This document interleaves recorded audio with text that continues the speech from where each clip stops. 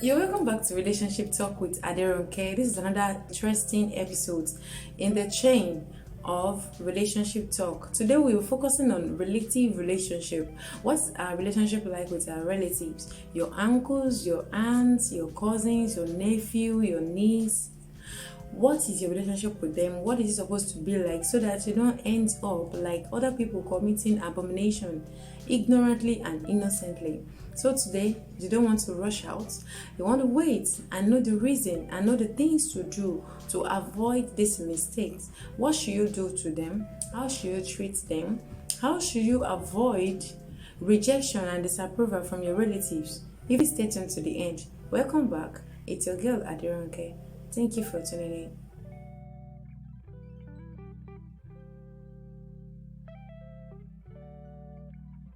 To begin with, we'll start with our uncles, our aunts. What should you do to them? Or even if you're married, your in-laws, they have become your relatives too. How should you treat them? How should you relate with them? The best way to treat them and relate with them is to treat them like your parent too, like your own relative, like your own family, immediate family. Let the love spread to them too. Show them love, show them care. Just like we discussed under our relationship with our parents, it is the right way to deal with them, to relate with them in love, in care, visiting them, calling them, showing them affection, not limiting their care and their upkeep and their appreciation to their birthdays alone. This is the same way we should do to our relatives too. We shouldn't be far away from them. Some people have not even called or contacted their relative from the beginning of this year till this moment. It's so bad. If you're a victim of this, please make amends right now. It shouldn't be when you need them that you'll go look for them.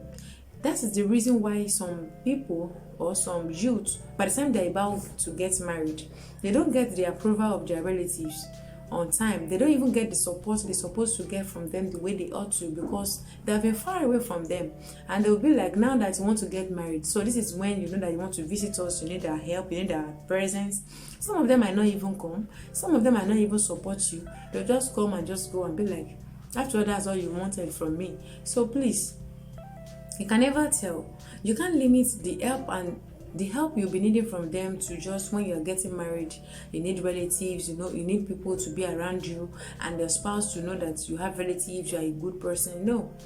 Some will even say because they want to get married, that's how they would just start buying gifts for their relative to appease them, to let them feel like he's a good child, and start coming up with some excuses. So please, to avoid this, when you are in good terms with them, you don't even need to do anything extra. By the time you need them, they'll be readily available for you to support you.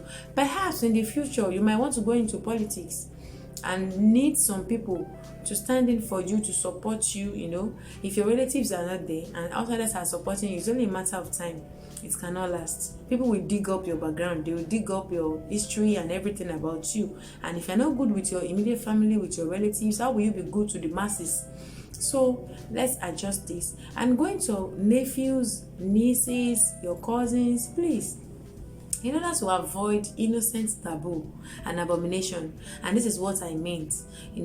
We've watched in movies, even in realities, we've heard stories about cousins dating themselves without them realizing it. Not until they've gone for maybe introduction before they start tracing the history and be like, you want to marry your sister? You want to marry your brother? Or don't you know you are related? That's so horrible.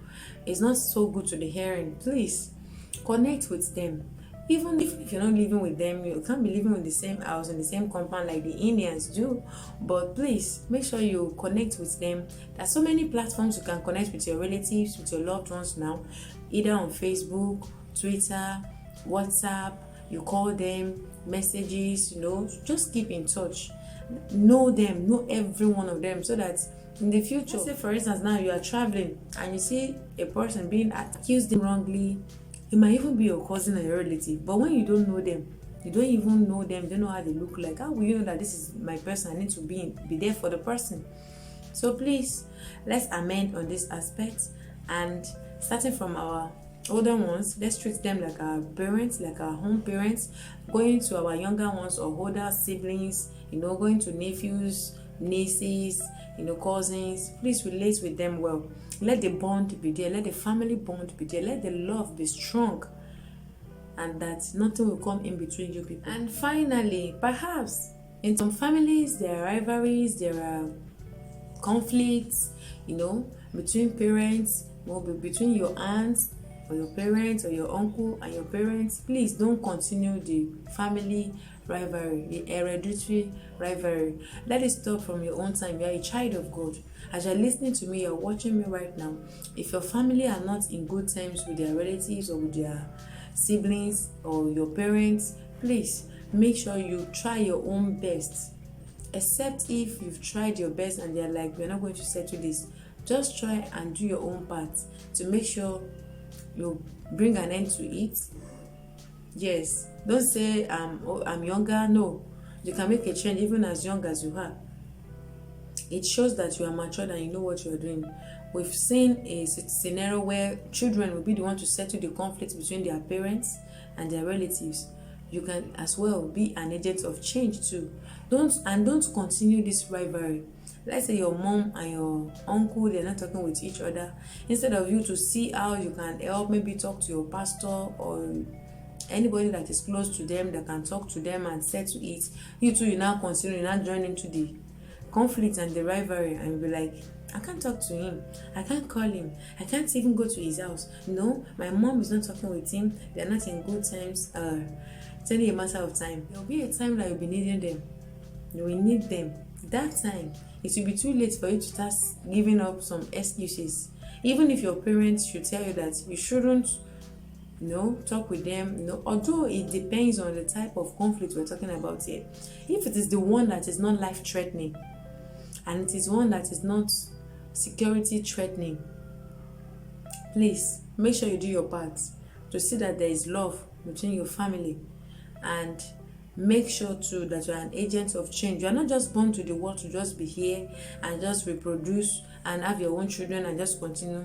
You are expected to be an agent of change too. Anywhere you are, make impact in people's lives. Don't act as if it doesn't concern me, because what goes around comes around. In one way or the other, we'll be needing ourselves for one thing or the other. Don't wait till when they are being needed in your life that you will now be seeking their help, their good face, their good side, and be trying to appease them with gifts that you have not been giving them before. Some might not even collect it from you. So please, let's watch into it. Look into these facts. Are you guilty of this too? Good times with your family, with your relatives, with your siblings, with your cousins? If not, please make amends and let the love continue, because on Relationship Talk here, we want to make our world a better place. We want to make things go right, things that we are not even conscious of, ignorantly or knowingly, that we are not thinking about, we felt they are not necessary. We are putting your attention to them so that in the long run your life will be okay and be so sweet, nothing to bother about, nothing to brood about, nothing to be afraid of, even when you are rich. Some people, if they are so rich and they are so wealthy, it becomes a threat to them to even enjoy it, because they know they are not in good times with some people, and they'll be afraid and be hiding it here and there, so that you can have a peaceful life and a peaceful family, a peaceful legacy even for your own children. Make sure there is no rivalry between you and your relative, and you do not continue this rivalry. Be an agent of change. Today's episode is about #agents of change, agents of happiness and love on Relationship Talk, relative relationship. Thank you for tuning in. In the next episode, we will move into an interesting segment of episodes on environmental relationship, talking about people in your neighborhood, your neighbors, people in your vicinity or your streets. How does this affect us? What are the things we need to talk about them? There are interesting things that you don't want to ignore. Please watch out. Thank you for your love. Thank you for your consistency. Don't forget to subscribe. Thank you. See you in the next episode.